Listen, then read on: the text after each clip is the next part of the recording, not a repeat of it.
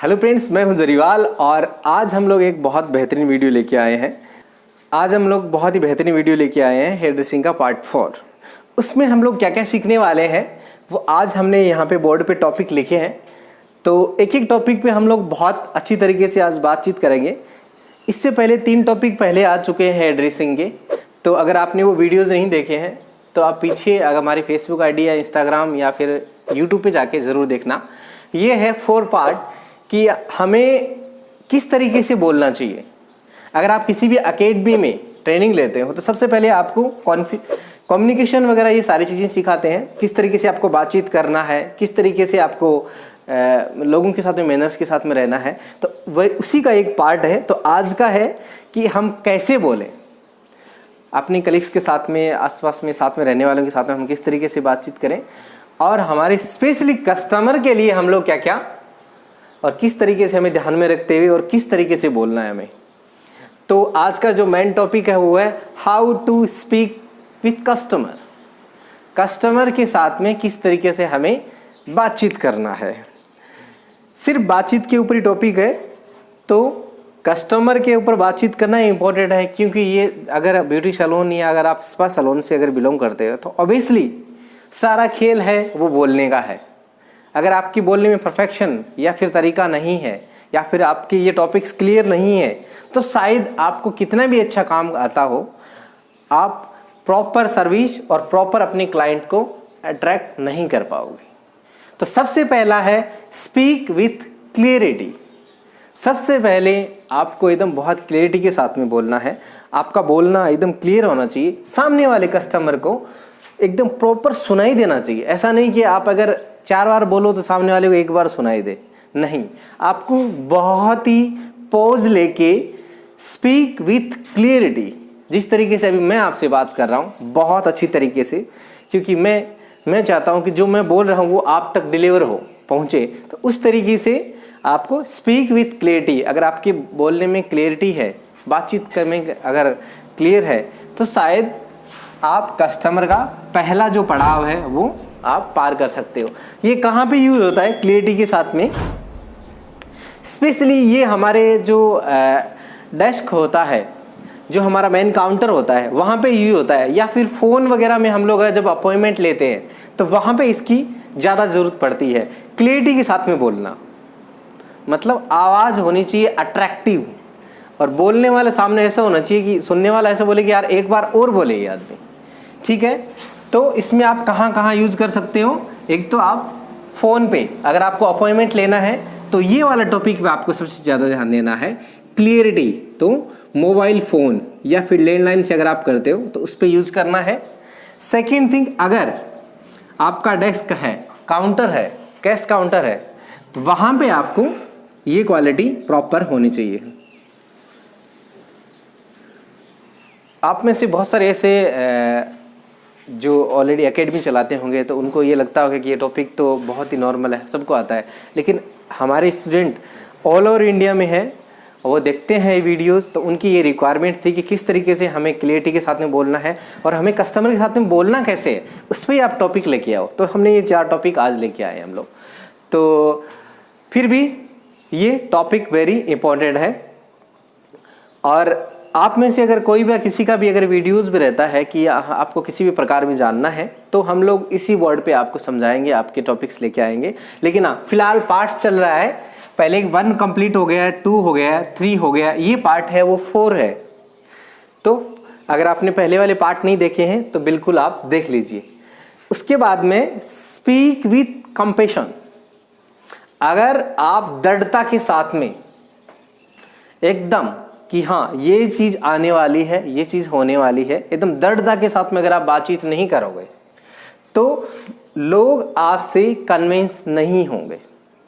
लोगों का ट्रस्ट जीतना बहुत ज़रूरी है। दृढ़ता के साथ में मतलब अगर आप दृढ़ता के साथ में काम करोगे तो आप कस्टमर होते हैं वो आपकी हर प्रकार के सर्विसेज लेने के लिए रेडी होते हैं। अभी मैं आपको बता देता हूँ, मैं बहुत सारे, अगर आप मार्केट में अगर सब्जी लेने जाते हो तो सब्जी आप सोच के जाते हो कि हाँ लेके आने, लेकिन वैरायटी तो सामने वाला दिखाता है ना आपको कि ये चीज़ है जो फ्रेश चीज़ है। तो वही है, जो चीज़ आप दृढ़ता के साथ में दिखाओगे सर्विस में, तो वही वो कस्टमर है वो उस सर्विस को ले लेगा। तो सेम एग्जाम्पल है अपने सब्जी भाजी वाला कि अगर हम सोच के अगर कुछ भी जाएं लेकिन मार्केट में देखेंगे कि फ्रेश चीज़ क्या मिल रही है, कॉन्फिडेंटली क्या चीज़ बेच रहा है सामने वाला, तो वही चीज़ हम लोग लेते हैं। तो आपको स्पीक विथ कंपैशन, दृढ़ता के साथ में बहुत निडर होके बातचीत करना है। तो आई होप कि दूसरा भी पार्ट आपका क्लियर हो गया होगा। अभी तीसरा जो पार्ट हमारा है स्पीक विथ कन्विक्शन। आपका क्लियरिटी भी हो गया, मजबूताई हो गया, दृढ़ता भी हो गया, लेकिन परफेक्शन बहुत जरूरी है। जब आप बोलते हो तो एकदम परफेक्शनेशन आनी चाहिए। जब आप बात करते हो तो परफेक्टनेस आनी बहुत जरूरी है। अगर आप परफेक्टनेस से बात नहीं करोगे तो कस्टमर को लगेगा कि आप उसके लिए रेडी नहीं हो, जो चीज आप कर रहे हो उसके लिए रेडी नहीं हो। तो परफेक्शन बहुत जरूरी है। और परफेक्शन कब आता है? जब आप उसको प्रैक्टिस में लोगे। तो इसके लिए प्रैक्टिस जरूरी है। कोई भी चीज की हो प्रैक्टिस जरूरी है, चाहे बातचीत करने की हो चाहे काम की हो। अगर आप परफेक्शन के साथ में काम करते हो तो वो आता है सिर्फ और सिर्फ प्रैक्टिस की वजह से। हाँ, अभी एक और बता देता हूँ, आपका परफेक्शन से काम है लेकिन बोलना क्लियरिटी नहीं है तो आप सिर्फ काम कर सकते हो, बोल नहीं सकते। बहुत सारे ऐसे आर्टिस्ट हैं, बहुत सारे ऐसे इंडस्ट्री वाले लोग हैं जो मेरे काफ़ी मित्र हैं, मेरे काफ़ी स्टूडेंट हैं। वो लोग बोलते हैं कि सर हम लोग सिर्फ काम बहुत अच्छा कर सकते हैं लेकिन हम लोग समझा नहीं सकते। किसी की लैंग्वेज की प्रॉब्लम है, किसी की कुछ और है, किसी की थोड़ा डर का प्रॉब्लम है। वो चार दीवारी में सिर्फ किसी पे काम कर सकते हैं लेकिन पब्लिकली स्पीक नहीं कर सकते। उसकी वॉइस में क्लियरिटी होते हुए भी क्लियर नहीं होती है और दृढ़ता, मजबूताई नहीं है उनके अंदर। तो ये सारे टॉपिक तीनों हैं, आपको लेने हैं। Speak with clarity, speak with compassion, speak with conviction, जिससे परफेक्शनेशन आए। तो सामने वाले को लगेगा, अगर कोई कस्टमर आता है तो सामने वाले को लगना चाहिए कि आज पूरा चेंज कर देगा ये वाला, या फिर आज मेकअप में पूरा एकदम हाथ एकदम करेक्शन हो जाएगा। तो आपको परफेक्शन के साथ में काम करना है। ये आई होप कि तीसरा भी आपको टॉपिक क्लियर हो गया। अगर इनमें से अगर आपका कोई भी टॉपिक क्लियर नहीं होता तो कमेंट बॉक्स में ज़रूर आप कमेंट जाके करिए, हम लोग उसके आपके कमेंट का रिप्लाई करेंगे। चौथा जो पॉइंट है, फोर्थ नंबर है, वो स्पीक विथ कॉन्फिडेंस।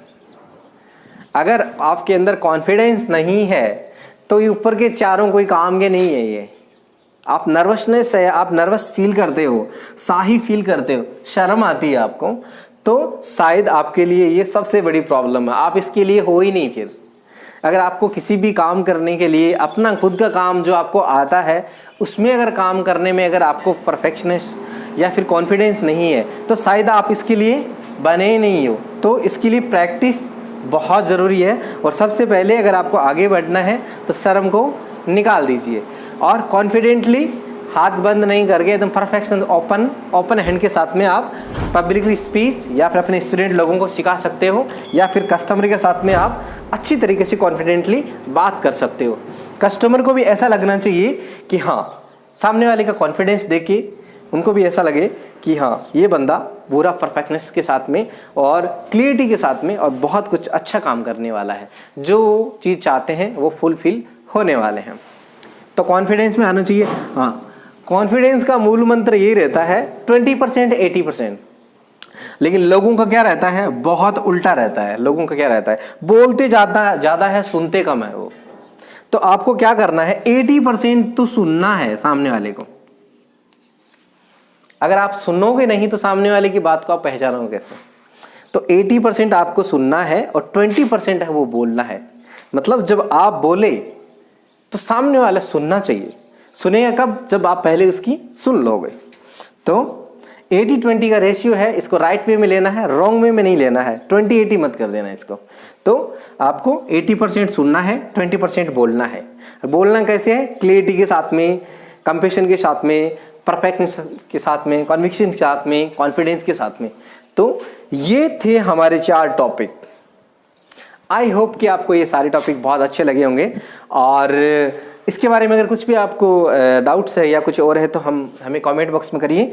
और अगर आप ये फेसबुक पे देख रहे हो तो पेज को लाइक करिए फेसबुक पे, और अगर आप यूट्यूब पे देख रहे हो तो इसको सब्सक्राइब कर देना। हाँ, आगे का वीडियो कौन सा आने वाला है, आगे जो हमारा वीडियो है न्यू स्टूडेंट लोगों के लिए ये पूरी सीरीज है, जो लॉकडाउन में अभी ओपन नहीं है वो उन लोगों के लिए हम लोग ये रिकॉर्ड कर रहे हैं। उनके लिए यही है कि सारी चीज़ें आने के बाद में हमें एकेडमी कैसे चूज करनी है, हमें सीखना कहाँ से स्टार्ट करना है, किससे सीखें, कैसे सीखें, किस तरीके से हमें राइट एकेडमी मिलेगी। बहुत सारे ऐसे स्टूडेंट हैं जो मुंबई नहीं पहुंच सकते, दिल्ली नहीं पहुंच सकते, उनके आसपास भी बहुत अच्छे स्टूडेंट हैं, अच्छे उनकी एकेडमी है, लेकिन उनको नहीं पता है। तो आपको कैसे चूज करना है कि हम राइट एकेडमी में किस तरीके से एडमिशन लें और कौन हमें बेहतर तरीके से सिखा सकता है, तो वो आएगा पार्ट 5 के अंदर, ठीक है। और ये था आज पार्ट 4। तो आई होप आपको ये वीडियो बहुत अच्छा लगा होगा। अच्छा लगा है तो अपने दोस्तों के साथ में ज़रूर शेयर करना। चलिए।